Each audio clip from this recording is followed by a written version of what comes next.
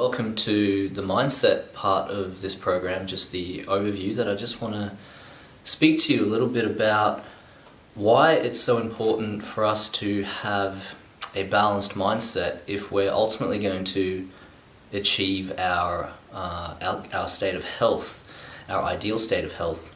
And I just want to point out to start with, so that we're all clear on that, I'm not here interested in using, when we talk about mindset, using it as a way or a tool to delve into your past or into any past traumas to heal something, to move forward.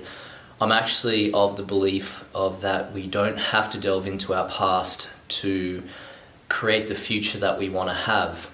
And you'll find out a little bit more what I mean by that as we go through with this video. But I just want to say that this is all about approaching things from a space of lightness and ease, just like every other aspect of this program. And really, it's all comes down to that we just want to raise our vibrations into feeling good, into having a good feeling vibration. So what do we mean by that? Often we hear this like almost as a hippie reference, like feel the good vibes, man, and like, yeah, live the good vibrations.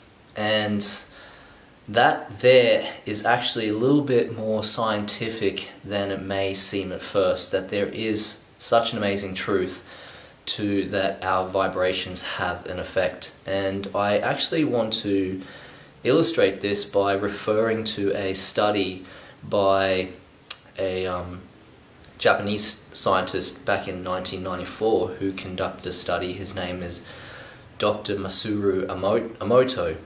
And you can go and look him up yourself if you're interested in seeing more about the study in detail.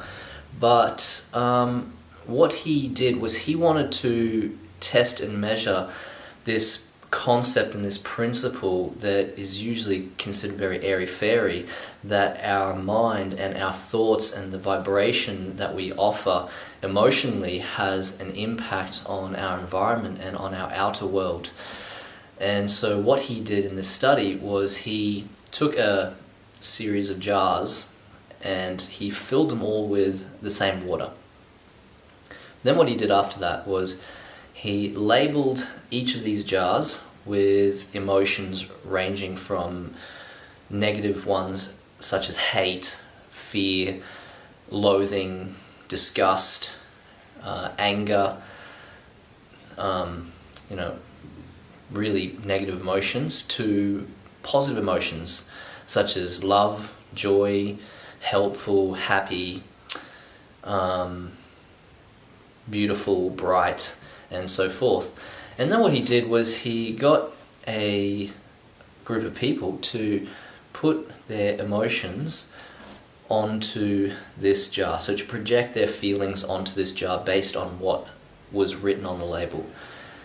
And what he did next was he froze these jars of water and had a look at the molecular structure of each of these jars. And what he found was quite astounding, really, was that the jars that had negative labels on them, such as fear, anger, hate, violence, these jars had water crystals where the molecules were actually quite disfigured, and there was no particular shape to them. They looked, like very out of alignment.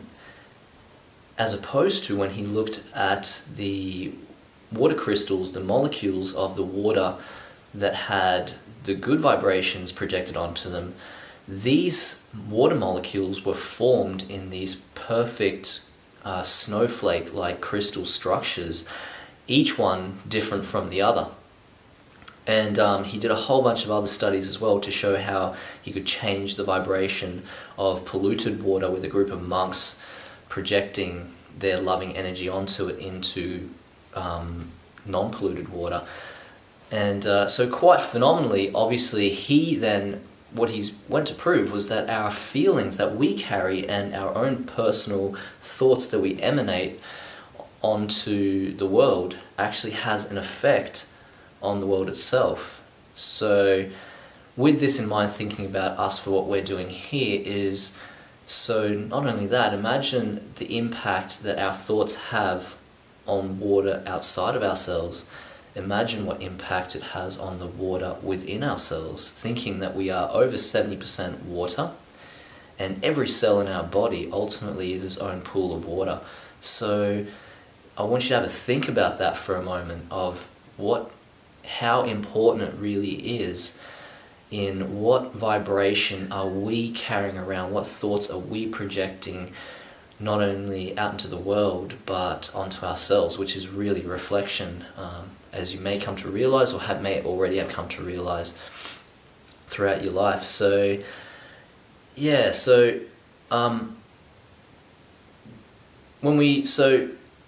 vibrations, obviously, like lifting our vibration is the key to being able to live a more positive and fulfilling life. And if we can do that, then the impact that we would have on ourselves, on all our cells, and the connection with our world, it would just transcend into every area of our life. So this is something that I really want to emphasize. When I talk about the mindset part of this, it's all just about lifting ourselves into a more loving vibration. And so how do we do this? Well, I just want to give a little example of if you walked into a piano store, and in this piano store there were 100 pianos, and you started to play the middle C key on just one of these pianos in this piano store, what would happen is that the other 99 pianos in that room, the middle C chord would actually start to vibrate. And this is a law of vibration called harmonic resonancy, where vibrations that are alike vibrate together. They find their own harmony, their own frequency. And so what this illustrates is that a vibration of a certain kind cannot occupy, say like a low vibration as an example, cannot occupy the same space as a high vibration. And so when we talk about people that have like a heavy energy, and oh my God, like he felt so heavy, or I'm feeling so heavy at the moment, or oh wow, he has such a light loving energy, or she just made me feel amazing just by being close to her energy. This is a really real thing, really, that we're talking about, is that we emanate vibrations that affect us. But again, these vibrations, they can only affect us if we are within ourselves vibrating on that vibration. So this is massively huge to understand, for that when we carry ourselves in the world and we feel that things happen to us, they only happen to us because we're carrying that vibration. It couldn't affect us, otherwise it wouldn't even come and be part of our world. So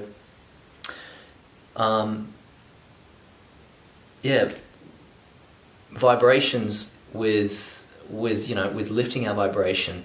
This is why in this program there are a few things that I've put in here for you guys to do, and those things are exercises such as waking up first thing and doing a gratitude morning ritual, moving our body with gratitude. And why gratitude? Well, gratitude is, again, I think it's even one of the labels that Emoto had on one of the jars, is gratitude. It's impossible to feel bad when you are feeling grateful. Again, that whole thing, a low vibration and a high vibration cannot coexist. As soon as we consciously use our mind to start generating gratitude, we automatically step into a vibration of light, of love, of ease and flow. And we transmit that throughout our whole bodies and vibrate it out into our world and into the universe. And things, places, they even carry vibrations. The difference of walking into a forest that's pristine, untouched by man, or cared for in a beautiful way by humans, versus if we walked into a forest that had just been bulldozed and every living creature in it had been forced to flee. There's such a different vibration that place would carry compared to the other.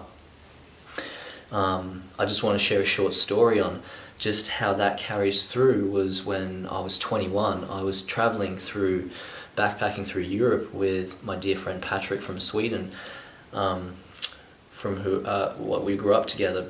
And as we were traveling through Turkey, we happened to find ourselves at a bus transit centre where I heard a group of Australians talking, and hearing people from your own fellow men from your country, I went up and had a little chat to them. And story short, they told me that they were on their way to Gallipoli and that it was quite close.